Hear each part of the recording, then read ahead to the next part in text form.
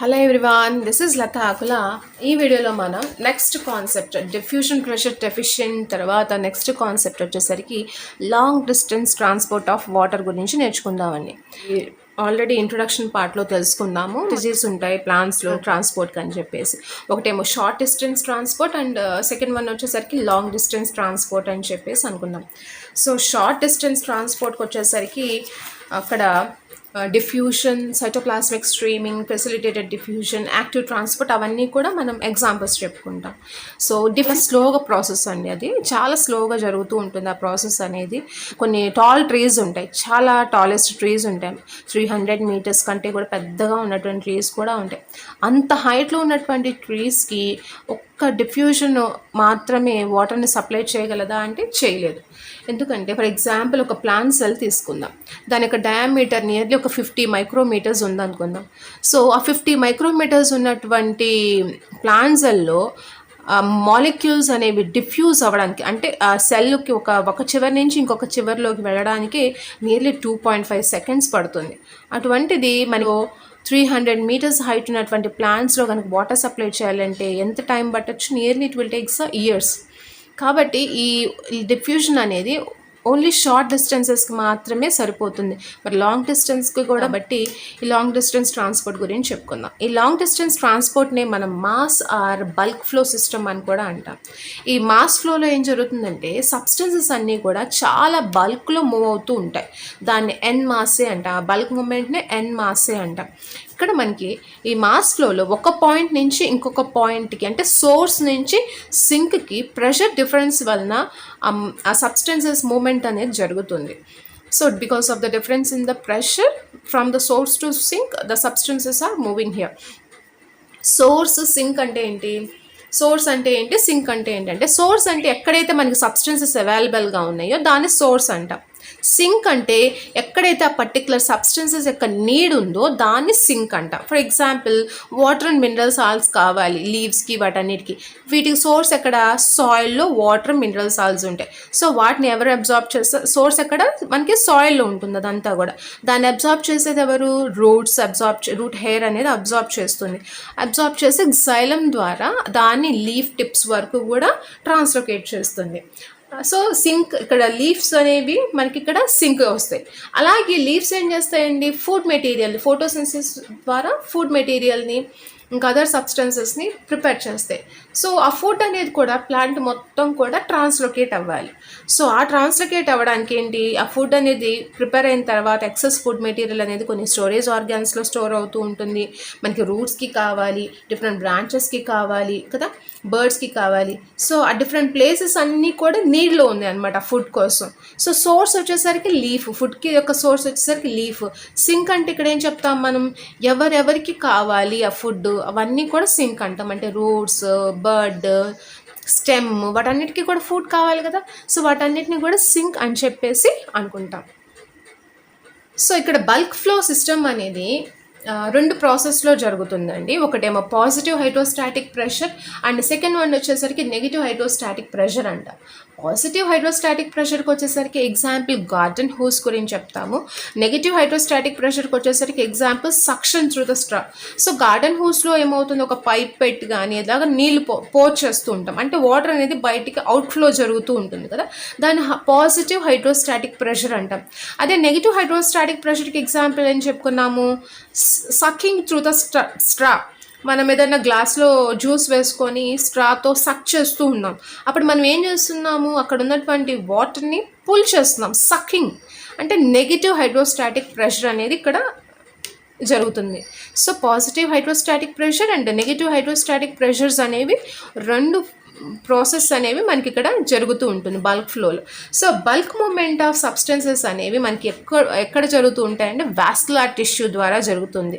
So vascular tissue అంటే ఏంటి, xylem, phloem ఉంటాయి. ఈ xylem అండ్ ఫ్లోయం ద్వారా వాటర్ అండ్ మినరల్ సాల్ట్స్ అలాగే ఫుడ్ అనేది ఒక ప్లేస్ నుంచి ఇంకొక ప్లేస్కి మూవ్ అవుతుంది. దాన్నే ట్రాన్స్లోకేషన్ అంటాం, ట్రాన్స్లోకేషన్. అండ్ ఇక్కడ ప్లాంట్స్లో వాటర్ అండ్ మినరల్ సాల్ట్స్ని అబ్జార్బ్ చేయడానికి ఏముంటాయి, రూట్స్ ఉంటాయి. రూట్కి రూట్ హెయిర్ ఉంటుంది. ఆ రూట్ హెయిర్ ఏం చేస్తుంది, అబ్జార్బ్ చేస్తుంది, వాటర్ అండ్ మినరల్ సాల్ట్స్ని అబ్జార్బ్ చేసి ప్లాంట్స్కి ఇస్తుంది కదా. సో ఈ రూట్ హెయిర్ల అబ్జార్ప్షన్ అనేది 2 వేస్లో జరుగుతుంది. సో ఆ 2 వేస్ ఏంటంటే, ఒకటేమో ఎపోప్లాస్ట్, ఇంకోటేమో సింప్లాస్ట్. ఎపోప్లాస్ట్, సింప్లాస్ట్ అనేవి 2 మెథడ్స్ అండి. ఎపోప్లాస్ట్ అంటే ఏంటంటే, రూట్ హెయిర్ నుంచి వాటర్ అండ్ మినరల్ సాల్ట్స్ అనేవి జైలంలోకి ఎంటర్ అవుతాయి త్రూ ద ఇంటర్సెల్యులార్ స్పేసెస్ ద్వారా ఈ రూట్ హెయిర్ నుంచి జైలంకి వెళ్తాయి. ఇంటర్సెల్యులార్ స్పేసెస్ అంటే ఏంటి, సెల్కి మధ్యలో స్పేస్ ఉంటుంది కదా, గ్యాప్ ఉంటుంది కదా, దాన్నే ఇంటర్సెల్యులార్ స్పేస్. ఒక సెల్ ఉంది, ఇంకొక సెల్ ఉంది, ఆ రెండింటి మధ్యలో గ్యాప్ ఉంటుంది కదా, దాన్ని ఇంటర్సెల్యులార్ స్పేస్ అంట. సో ఆ స్పేస్లో నుంచి మనకి వాటర్ అనేది జైలంలోకి ఎంటర్ అవ్వగలిగితే దాన్నే ఎపోప్లాస్టిక్ మూవ్మెంట్ అంట. ఇక్కడ ఈ ఎపోప్లాస్టిక్ మూమెంట్లో ఎటువంటి బ్యారియర్స్ ఉండవు. అక్కడ ఈ వాటర్ అనేది ఎటువంటి మెంబ్రెన్స్ని క్రాస్ చేయాల్సిన అవసరం లేదు. అలాగే సైటోప్లాజంలో ఉండేటువంటి ఆర్గనెల్స్ని బట్ అవన్నీ క్రాస్ చేసుకోకుండా హ్యాపీగా మూవ్ అయిపోతుంది. కాబట్టి ఇక్కడ ఏముంటుంది, లీస్ట్ రెసిస్టెన్స్, వాటర్ యొక్క మూమెంట్ని ఆపేది ఏమీ ఉండదు. కాబట్టి లీస్ట్ రెసిస్టెన్స్ అనేది ఎపోప్లాస్టిక్ మూమెంట్లో ఉంటుంది. కాబట్టి ఇక్కడ స్పీడ్గా వాటర్ అనేది మూవ్ అవుతుంది, గుర్తుపెట్టుకోవాలి. సో మనకి దారిలో ఎటువంటి అడ్డం లేకపోతే ఫాస్ట్గా వెళ్తాం.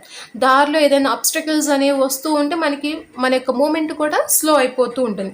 సో ఎపోప్లాస్టిక్ మూమెంట్లో మనకి ఫ్రీగా వెళ్ళిపోతూ ఉంటుంది. ఓకే, బట్ కానీ దీనికి కూడా ఒక బ్యారియర్ ఉంది. అదేంటి, ఎండోడెర్మిస్ చూస్తాం కదా. ఎండోడెర్మిస్ యొక్క వాల్స్ వచ్చేసరికి ఏముంటుంది, సూపరిన్ కోటెడ్ వాల్స్ అనేవి ఉంటాయని చెప్పుకున్నాం. ఈ ఎండోడెర్మిస్లో క్యాస్పేరియన్ స్ట్రిప్ అనేది ఒకటి ఉంటుంది. క్యాస్పేరియన్ స్ట్రిప్ ఏం చేస్తుంది, ఇది వచ్చేసరికి ఒక wax like substance, suberin wax like substance పేరేంటి, సూపరిన్తో తయారై ఉంటుందండి ఈ క్యాస్పేరియన్ స్ట్రిప్ అనేది. కాబట్టి ఇదేంటంటే వ్యాక్స్ లైక్ సబ్స్టెన్స్ అంటే ఏంది, ఇది హైడ్రోఫోబిక్ కాబట్టి వాటర్ని అలో చేయదు. సో ఇది వాటర్ని ఎంటర్ చేయకపోతే దాన్ని ఏమంటాం, ఇంపర్మియబుల్ టు వాటర్, అంటే it will not allow the movement of the water into it కదా. సో వాటర్ని దాని లోపల నుండి వెళ్ళనివ్వదు. కాబట్టి ఇక్కడ మరి వాటర్ అనేది మూవ్ అవ్వాలి కాబట్టి ఏం చేస్తుంది, ఎండోడర్మల్ సెల్స్లో కూడా సూపరిన్ కోటింగ్ అనేది మనకి కంటిన్యూస్గా ఉండదు. కొన్ని రీజన్స్లో బ్రేకేజ్ అనేది ఉంటుంది అనమాట, గ్యాప్స్ అనేవి ఉంటాయి. ఎక్కడైతే కొన్ని ప్లేసెస్లో సూపరిన్ కోటింగ్ ఉండదు కదా, సో ఆ ప్లేసెస్లో నుంచి వాటర్ అనేది సెల్ లోపలికి ఎంటర్ అయిపోతుంది. ఇప్పటి వరకు ఇంటర్సెల్యులార్ స్పేసెస్లో ఉన్నది కాస్త సెల్లోకి ఎంటర్ అయిపోయి ఆ సెల్ లోపల నుంచి సింప్లాస్టిక్ మూమెంట్ ద్వారా వాటర్ మూమెంట్ అనేది జరుగుతుంది ఎండోడర్మల్ సెల్స్ నుంచి కూడా. ఇక్కడ 2 ఫ్యాక్టర్స్ ఉంటాయండి, transpiration pull and cohesion adhesion forces అనేవి 2 governing factors for the apoplastic movement of the water. And next one వచ్చేసరికి సింప్లాస్టిక్ మూమెంట్ అంటే ఏంటంటే, ఇందాక మనం ఎపోప్లాస్టిక్ మూమెంట్లో ఏం చెప్పుకున్నాం, ఇంటర్సెల్యులార్ స్పేసెస్ అంటే ఇక్కడ చూసాం కదా.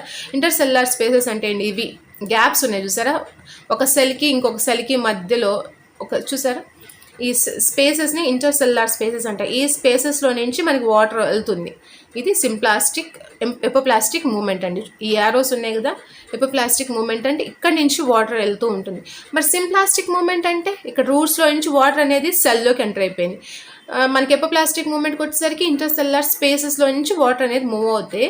మనకి సింప్లాస్టిక్ మూమెంట్ వచ్చేసరికి ఏమవుతుంది, సెల్ లోపలికి ఎంటర్ అయిపోయి ఒక సెల్ నుంచి ఇంకొక సెల్కి, ఆ సెల్ నుంచి ఇంకొక సెల్లోకి వాటర్ అనేది మూవ్ అవుతూ ఉంటుంది. ఇక్కడ చూసారా ఎపిడెర్మిస్ ఉంది, ఎపిడెర్మిస్ తర్వాత మనకి కార్టెక్స్ వస్తుంది. సో ఇక్కడ సెల్ టు సెల్కి కాంటాక్ట్స్ మధ్యలో జంక్షన్స్ లాగా ఉంటాయి కదా, ప్లాస్మోడెస్మేటా అంటాం. సో ఒక సెల్కి ఇంకొక సెల్కి కనెక్ట్ అయ్యేటువంటి రీజన్స్ని ఏమంటాము, ప్లాస్మోడెస్మేటా రీజన్స్ అంటాం. ఈ ప్లాస్మోడెస్మేటా రీజన్స్లో సైటోప్లాస్మిక్ స్ట్రాండ్స్ అనేవి ఫామ్ అవుతాయి. అంటే సైటోప్లాజం అనేది కనెక్ట్ అవ్వే రీజన్స్ అనేవి ఫామ్ అవుతాయి. ఆ సైటోప్లాస్మిక్ స్ట్రాండ్స్ ద్వారా దీని లోపల ఉన్నటువంటి కంటెంట్స్ అనేవి నెక్స్ట్ ఉన్నటువంటి సెల్లోకి మూవ్ అవుతూ ఉంటాయి. ఓకే, అవి ఏదైనా సరే కంటెంట్స్ ఉంటే అవి ఆ సైటోప్లాస్మిక్ స్ట్రాండ్స్ ద్వారా ఇక్కడ ఉన్నటువంటి ప్లాస్మోడెస్మేటా గ్యాప్స్ ఉన్నాయి కదా, ఆ గ్యాప్స్లో నుంచి నెక్స్ట్ సెల్లోకి ఎంటర్ అవుతూ ఉంటాయి. ఇక్కడ కూడా వాటర్ కూడా అదే ఫ్లోలో అదే పాత్లో మనకి ఎంటర్ అవుతూ ఉంటుంది. ఇక్కడ ఇదేం చేయాలి, వాటర్ అనేది ఇక్కడ లోపల ఉన్నటువంటి సెల్ ఆర్గానల్స్ని, ఈ మెంబ్రెయిన్స్ని, ఇవన్నిటిని కూడా క్రాస్ చేసుకుంటూ వెళ్ళాలి. కాబట్టి దీనికి బ్యారియర్స్ ఎక్కువ. కాబట్టి ఈ ప్రాసెస్ అనేది ఫాస్ట్గా ఉంటుందా, స్లోగా ఉంటుందా, చాలా స్లోగా ఉంటుంది. ఎపోప్లాస్ట్ అంత స్పీడ్గా అయితే ఇక్కడ మనకి మూమెంట్ అనేది జరగదు. ఓకే, సో సింప్లాస్టిక్ మూమెంట్ అంటే ఏం చెప్పుకోవాలి, ఇక్కడ విత్ ఇన్ ద సెల్లో నుంచి వాటర్ అనేది మూవ్ అయ్యి ఎక్కడికి వస్తుంది, జైలంలోకి ఎంటర్ అవుతుంది. ఇక్కడ ఈ సింప్లాస్టిక్ పాత్వేలో ఫ్యాక్టర్ వచ్చేసరికి సైటోప్లాస్మిక్ స్ట్రీమింగ్. సో ఏం ఫ్యాక్టర్ ద్వారా మూవ్ అవుతుంది, సైటోప్లాస్మిక్ స్ట్రీమింగ్ అనేది ఇంపార్టెంట్ ఫ్యాక్టర్ అనమాట సింప్లాస్టిక్ సిస్టంలో. సో సైటోప్లాస్మిక్ స్ట్రీమింగ్ అంటే ఏంటి, మూమెంట్ ఆఫ్ ద సైటోప్లాజం అంతా కూడా మూవ్ అవుతూ ఉంటుంది కదా, దాన్నే సైటోప్లాస్మిక్ స్ట్రీమింగ్ అంటే కదా. ఇది క్యాస్పేరియన్ స్ట్రిప్ అండి. ఇక్కడ చూసారా ఎపోప్లాస్టిక్ మూమెంట్ జరిగింది ఇక్కడ వరకు. ఎక్కడైతే క్యాస్పేరియన్ స్ట్రిప్ ఉందో అక్కడ లోపలికి సెల్లోకి ఎంటర్ అయిపోయి మనకి సింప్లాస్టిక్ మూమెంట్ ద్వారా వాటర్ అనేది ఎంటర్ అవుతుంది. సో ఇది గుర్తుపెట్టుకోవాలి.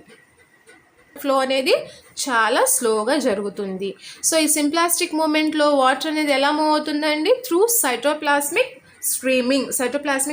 ఎగ్జాంపుల్ హైడ్రిల్లా లీఫ్ అనేది చెప్తాం. ఈ హైడ్రిల్లా లీఫ్ అనే సెల్స్ని మనం ఏం చేయొచ్చు అంటే మన మైక్రోస్కోప్ కింద అబ్జర్వ్ చేస్తే దానిలో లోపల ఉన్నటువంటి క్లోరోప్లాస్ట్ మూమెంట్ అవన్నీ కూడా మైక్రోస్కోప్లో మనం అబ్జర్వ్ చేయొచ్చు. Next most of the water రూట్స్లో వచ్చేసరికి మోస్ట్లీ వాటర్ ఫ్లో అనేది ఎపోప్లాస్టిక్ మూమెంట్ ద్వారా జరుగుతుందండి. రూట్స్లో మనకి మేజర్గా ఏ మూమెంట్ జరుగుతుంది, ఎపోప్లాస్టిక్ మూమెంట్. ఎందుకంటే ఇక్కడ roots loosely arranged cortical cells అనేవి సో లూజ్గా అరేంజ్ అయినవి ఉన్నాయి కాబట్టి మనకి వాటర్ ఫ్లో అనేది మనకి వితౌట్ బ్యారియర్స్ ఫ్రీగా రెసిస్టెన్స్ లేకుండా జరుగుతూ ఉంటుంది. సో ఎండోడెర్మిస్ రీచ్ అయిన తర్వాత ఎపోప్లాస్ట్ అయినా సింప్లాస్ట్ అయినా ప్రాసెస్ ద్వారా వెళ్ళాలి, సింప్లాస్టిక్ సిస్టమ్ ద్వారానే వెళ్ళాలి. Okay, after reaching the endodermis water movement is through symplastic system. అది ఎపోప్లాస్ట్ అయినా సరే సింప్లాస్ట్ సిస్టమ్ని ఫాలో అవి సెల్ లోపల నుంచి జాలంని రీచ్ అవ్వాలి, ఎందుకంటే సూపరిన్ బ్యారియర్ ఉంది కాబట్టి. సో వన్స్ వాటర్ అనేది జైలం వెసల్స్లోకి వెళ్ళిపోయింది అనుకోండి, అక్కడ ఎటువంటి అడ్డం ఉండదు, దానికి హ్యాపీగా మూవ్ అవుతుంది పైకి. కొన్ని ప్లాంట్స్లో వచ్చేసరికి రూట్స్లో కొన్ని అడిషనల్ స్ట్రక్చర్స్ ఉంటాయండి. కొన్ని ప్లాంట్స్లో రూట్స్లో మనకి ఏముంటాయి, అడిషనల్ స్ట్రక్చర్స్ ఉంటాయి. ఇన్స్టెడ్ ఆఫ్ రూట్ హెయిర్ బదులుగా రూట్ హెయిర్ ఉండవు అనమాట. వాటిలో రూట్ హెయిర్ బదులు ఏముంటాయి, మైకోరైజా అని స్ట్రక్చర్స్ ఉంటాయి. ఈ మైకోరైజా గురించి ఆల్రెడీ మీరు చదివి ఉన్నారు. సో మైకోరైజా అంటే ఏంటండి, కొన్ని రూట్స్ వచ్చేసరికి కొన్ని ఫంగస్తో అసోసియేట్ అవుతూ ఉంటాయి, సింబయాటిక్ అసోసియేషన్ని చూపిస్తూ ఉంటాయి ఫంగల్ మెంబర్స్తో. ఆ మైకోరైజల్ అటువంటి రూట్స్లో మనకి రూట్ హెయిర్ అనేది ఉండదు, కాకపోతే వాటికి అబ్జార్బింగ్ కెపాసిటీ అనేది చాలా చాలా ఎక్కువ ఉంటుంది. సో ఆ అసోసియేషనే మైకోరైజల్ అసోసియేషన్ అంటాము. ఇవి ఎక్కువగా పైనస్ ప్లాంట్స్లో ఎక్కువగా దీన్ని అబ్జర్వ్ చేస్తూ ఉంటాము. ఈ పైనస్ ప్లాంట్స్లో ఈ మైకోరైజల్ అసోసియేషన్ అనేది ఆబ్లిగేటరీ అండి. ఆబ్లిగేటరీ అంటే చాలా స్ట్రిక్ట్లీ నీడెడ్ అని అర్థం, చాలా అవసరం అన్నమాట. ఈ మైకోరైజల్ అసోసియేషన్ కనుక పైనస్ ప్లాంట్స్ కనుక ఎగ్జిబిట్ చేయకపోతే పైనస్ సీడ్స్ జర్మినేట్ కూడా అవ్వవు, అంత కంపల్సరీగా వాటికి అసోసియేషన్ అనేది వాటికి అవసరం ఉంటుంది. సో ఇక్కడ ఈ విధంగా మనకి సింప్లాస్టిక్ అండ్ ఎపోప్లాస్టిక్ మూమెంట్ అనేది రూట్స్లో జరుగుతుంది. నెక్స్ట్ కాన్సెప్ట్ వచ్చేసరికి వాటర్ మూమెంట్ అప్ ఏ ప్లాంట్, అంటే జైలంలోకి వచ్చిన తర్వాత ఆ వాటర్ ఎలా పైకి మూవ్ అవుతుందో నెక్స్ట్ కాన్సెప్ట్లో నేర్చుకుందాం.